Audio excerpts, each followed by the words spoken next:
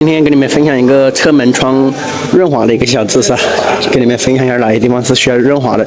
像这些手扣啊，这些手扣的话也是需要定期上油的，特别是像现在夏天，你不定期上油的话，它开门的话会嘎吱嘎吱响啊。手扣那里，然后加这个活动的部位啊，活动部位也是要上油的。这个铰链嘛，铰链它油干了之后，它会嘎吱嘎吱响啊。然后包括这个后门的。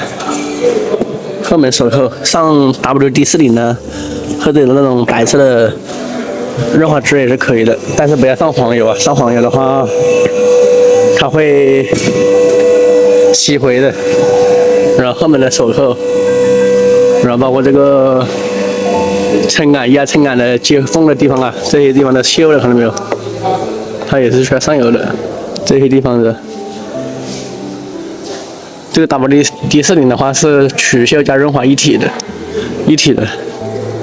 保养不仅仅只是换机油，像这些地方它也是要搞一搞的。然后包括这后面的铰链的地方，都给它喷一点，开关的时候也会更加顺畅啊。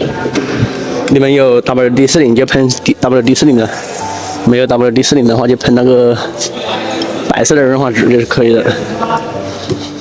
然后包括这个前面的